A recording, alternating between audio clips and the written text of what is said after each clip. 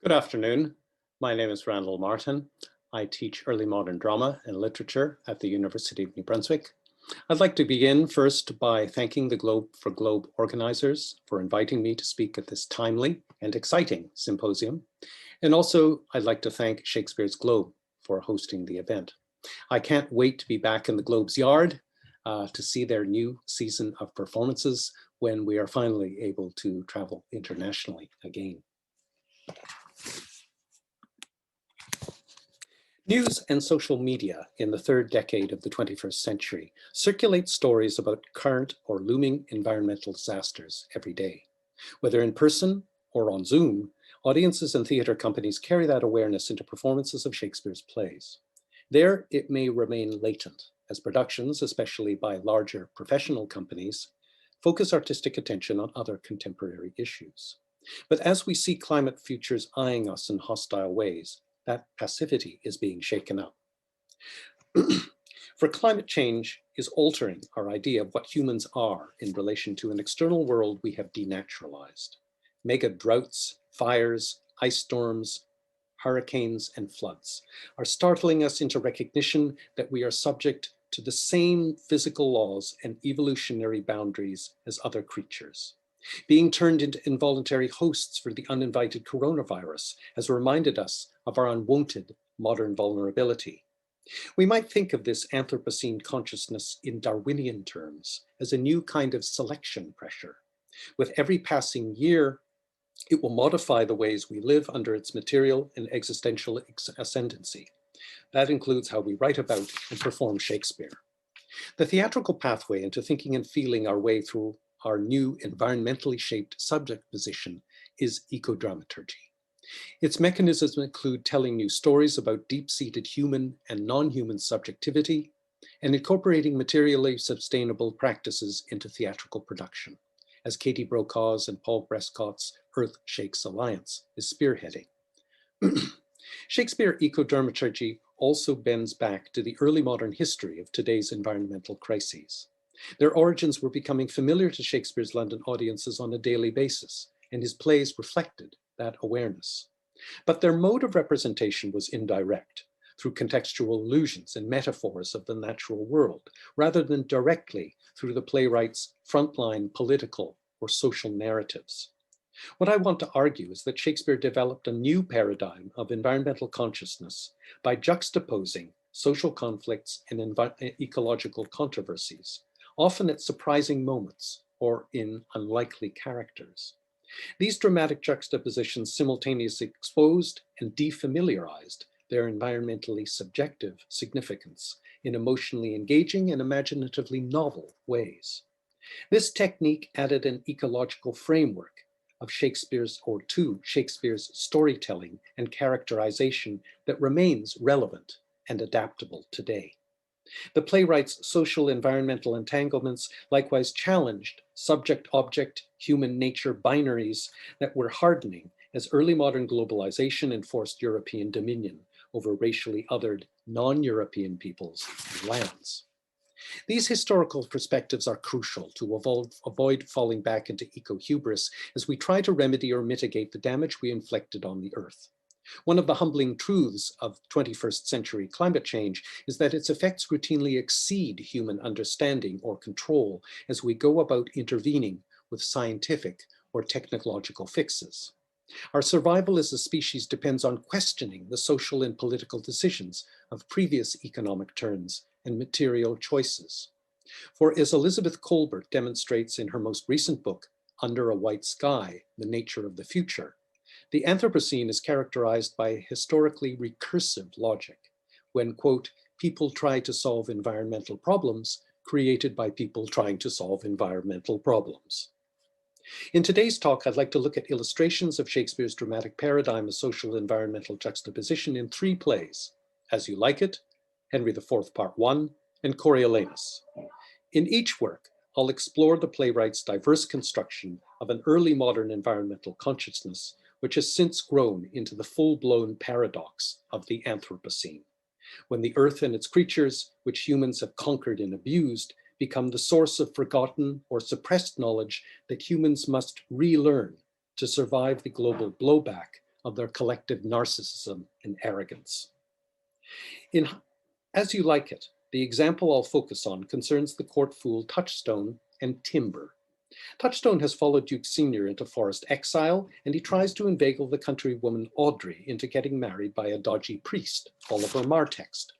Touchstone plans to use Martext's incompetence as an excuse to ditch Audrey after he has slept with her. But his dramatic rival, Jaques, pops up to object. And will you, being a man of your breeding, be married under a bush like a beggar? Get you to church, and have a good priest tell you what marriage is. This fellow, Martext, will but join you as they join wainscot. Then one of you will prove a shrunk panel, and like green timber, warp, warp. Jaques refers to a house furnishing problem that many people in Shakespeare's audience would have seen for themselves. Wainscoting was decorative wall covering made of oak panels. It was popular in better-off houses such as Shakespeare's home, New Place, in Stratford-upon-Avon. Traditionally, it was made from seasoned English oak. Jaques suggests that the warped result of Touchstone's under-the-hedge marriage will be the same thing as using unseasoned or green wood. This problem had two causes. One was that in many places, wainscoting was no longer being made from English wood because regional deforestation had raised the price of oak timber by nearly 100% in the 16th century. This caused English carpenters to turn to Baltic oak, imported from the Hanseatic city of Danzig or Gdansk in Poland. But by the late 16th century, old-growth trees supplying Danzig timber merchants had been exhausted in the surrounding forests. In both England and Poland, landowners and merchants ignored long-term sustainability in favor of short-term profit. This is precisely Touchstone's attitude towards Audrey. She is an easily consumable and expendable sexual resource. Touchstone's warped intentions reflect a codependent attitude of unsustainable exploitation towards women and nature, which were symbolically, of course, the same object under the Western male gaze. As Duke Senior points out earlier in the play, coming from a former libertine, Jaques' satirical railing is tainted by a whiff of hypocrisy. But Jaques' intervention about warped wainscoting shows that his mental outlook has been externally altered by a new and early modern awareness of deforestation, consumer footprints, carrying capacities, and supply chain shortfalls that were digging in under early capitalism. All these issues are traceable to a culturally constructed, gender-inflected, and geopolitically expanding European desire to conquer nature. In effect, Jaques' allusion to warped wainscoting is saying to Touchstone, how does your personal behavior channel the overexploited and unsustainable state of early modern woodlands? As one of the play's two representatives, along with Rosalind, of the play's trope of reversible inside-outside identities, Jaques is also usefully inverting the usual eco-critical question about As You Like It, not what the play says about the Elizabethan Forest of Arden, but what the degraded state of regional English woodlands is saying about the play's human characters and their social conduct. In other words, Jaques is exposing a new, unexamined gap in the emerging Anthropocene imagination. While the perspectives of Shakespeare's characters often seem to be distant from their various environments, Touchstone, for instance, finds life in the forest very tedious. Restoring the cheapened integrity of social environmental relations depends on rediscovering an irreducibly inclusive ethic of respect and accountability towards both. Those are points of departure, I suggest, for new eco-dramaturgical adaptations of this and other Shakespeare plays. I'd like now to shift my material perspective from wood to freshwater resources and their cultural imaginaries.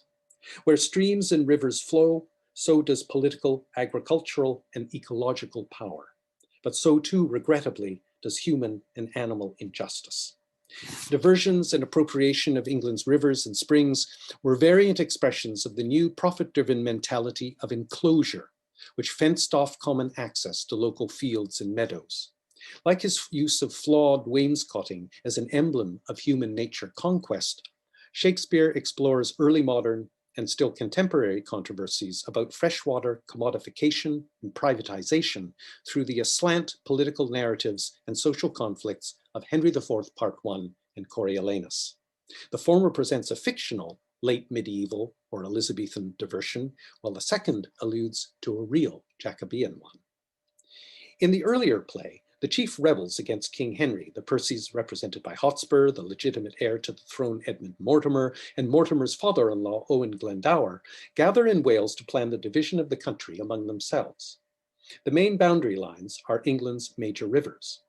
Mortimer proposes England, from Trent and Severn hitherto, by south and east is to my part assigned. All westward, Wales beyond the Severn shore, and all the fertile land within that bound to Owen Glendower, and, dear coz, to you, the remnant northward, lying off from Trent. But Hotspur isn't happy about how the River Trent comes cranking in to cut him off from the region's most fertile land. Quote, a huge half moon, a monstrous cantle or segment out. To enclose and seize this valuable cantle, he counter-proposes the construction of an artificial waterway to shift the boundary lines. I'll have the current in this place dammed up, and here the smug and silver Trent shall run in a new channel, fair and evenly. It shall not wind with such a deep indent to rob me of so rich a bottom here.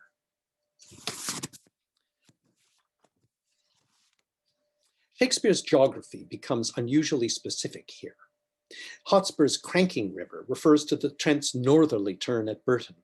The Trent continues northeast through Nottingham, veering sharply north at Newark to join the River Humber. It thus forms a natural east-west border between Nottinghamshire and Lincolnshire, and between Hotspur and Mortimer's potential fiefdoms. But by artificially rerouting the Trent, perhaps towards the eastward flowing Witham watershed, Hotspur will gain private ownership of the new riverbed banks and stream, as well as the adjoining land. Glendower hotly opposes this idea. He recognizes that the straightness and uniformity Hotspur dreams about are ecologically absurd. Accordingly, he defends the Trent's right to meander. Not wind, it shall, it must, you see it doth.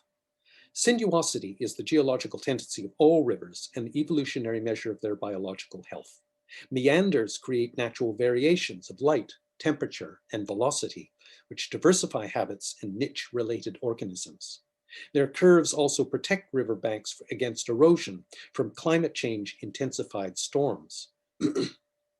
Hotspur's silver stream, on the other hand, implicitly monetizes the Trent. Although Glendower intuits the errors in Hotspur's thinking, he suddenly drops his objections, ostensibly to make peace among his allies, but also perhaps to buy time for the Trent.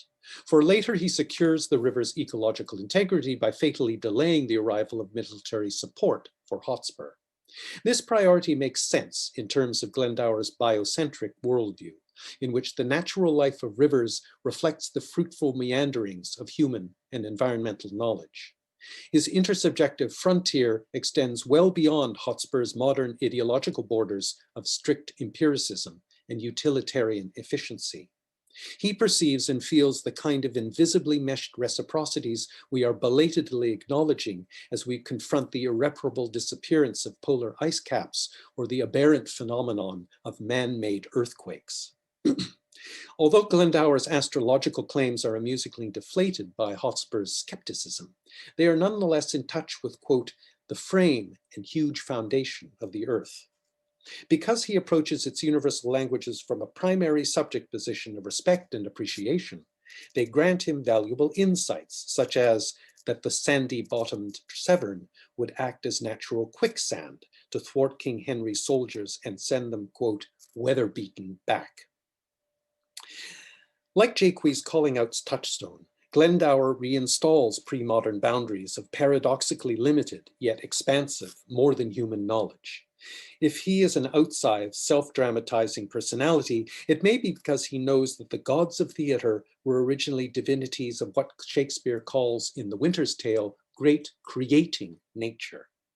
That's an environmental subjectivity which ecodramaturgy can reimagine and represent through Shakespeare's plays and their material production practices.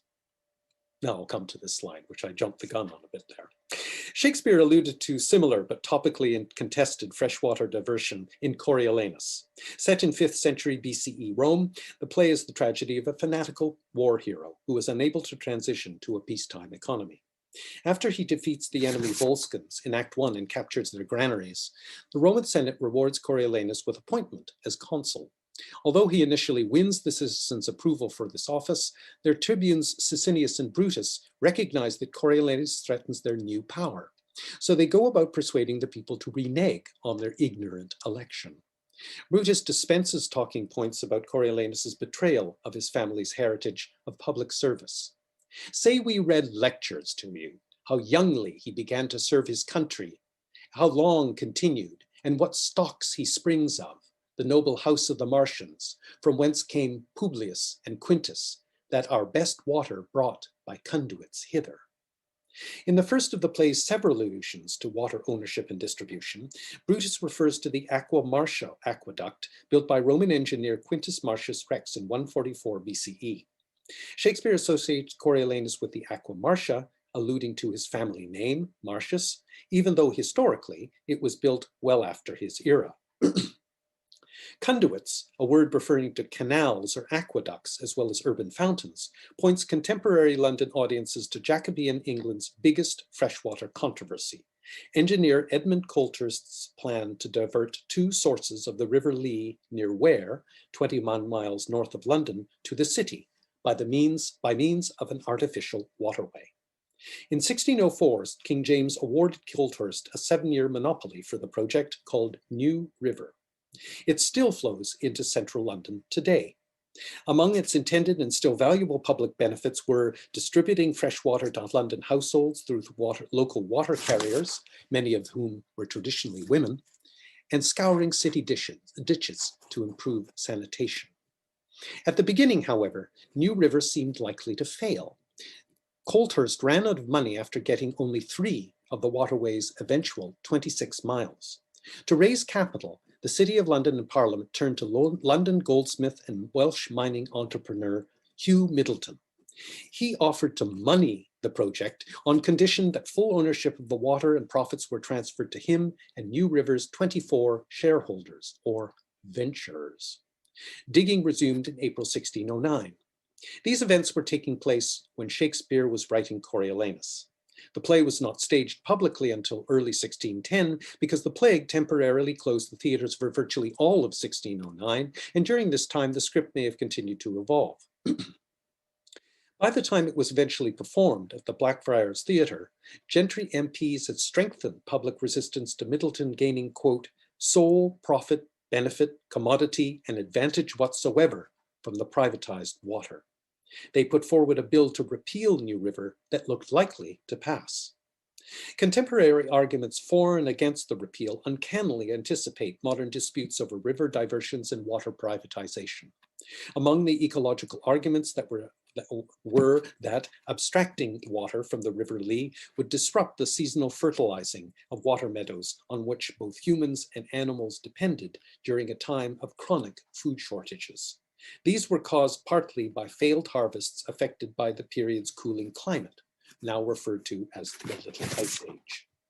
Separate from the vigor of these arguments, the New River repeal foundered because King James dissolved Parliament in early 1611. The significant point for present purposes is that while Coriolanus was being written and staged before its early 1610, it looked as if New River would be shut down. That potential rejection seems to have shaped Shakespeare's topical allusions centered on Coriolanus as the play's chief exponent of an elite ethos of enclosed and privileged access to food and water. During the clash in Act 3, Scene 1, the climactic political clash of the play, Sicinius and Brutus confront Coriolanus with the citizens' withdrawal of their approval. Enraged at this betrayal, Coriolanus asks rhetorically, "Why have you thus given Hydra here to choose an officer that, with his peremptory shall, being but the horn and noise of the monsters, wants not spirit to say he'll turn your current in a ditch and make your channel his?" My italicized lines were identified as allusions to Middleton's takeover of New River as far back as 1949. The audacity of turning your current in a ditch sneers at the original public health justifications for and common distribution of the River Lee's water. When Coriolanus uses New River code words to warn patricians about diluting their authority, he is ostensibly berating the tribunes, but actually voicing his own patrician contempt. Referring to himself just before this passage as a lonely dragon in a fen, Coriolanus allusively merges himself with the mythical Hydra and the rapacious Hugh Middleton and his Tritons. These topical identities coalesce Coriolanus's signature opinion that only top predators should enjoy the spoils of conquest. Being pressed to the war, even when the navel of the state was touched, they would not thread the gates. This kind of service did not deserve corn gratis. Coriolanus's commodifying logic echoes the reasoning Middleton's supporters used to justify the completion of New River. His risky investment as a heroic venture capitalist entitles him to profit exclusively from the stolen water of the River Lee's natural ecosystem. In presenting a prophetic reflection of Homo economicus through the downfall of an obsessively enclosing and self-destructive autocrat, Shakespeare stages an ecocidal tragedy within Rome's wider redemptive turn, in this play at least, towards more politically inclusive and ecologically accountable governance. After Coriolanus was staged in 1610 and Parliament's repeal failed, New River did get built, and since then it has changed hands several times as a public and private water delivery system. Today, Shakespeare's dramatic conflicts over the hydro commons raise questions about how to manage freshwater resources in the face of global heating, overpopulation, and excessive consumption. Can water be a social good as well as a corporate commodity? Is privatization compatible with a resource the United Nations has declared to be a universal right? Are solutions to falling water tables and desertification, like the parallel problems of deforestation, to be found through human interventions that perpetuate unsustainability and unforeseen crises? Or do they lie in reshaping cultural attitudes towards post-growth sustainability, our new Anthropocene precarities, and our co-evolved animal natures? If we agree it is the latter, Shakespeare ecodramaturgy has a role to play in nurturing this cultural awakening through adaptations of the playwright's stories. And this artistic material practice partners with other intersectional movements, such as Black and Indigenous Lives Matter, critical race and whiteness studies, and decolonization. Environmental theorist Una Chowdhury calls the ecological dimension of this intersectionality the fifth wall. Whereas fourth wall dramaturgy engages individual and collective consciousness beyond traditional theatrical illusion, the fifth wall aims for an externally oriented consciousness about climate change and other global crises that will transform us as well as Shakespeare through the remainder of this century. Thank you very much for listening.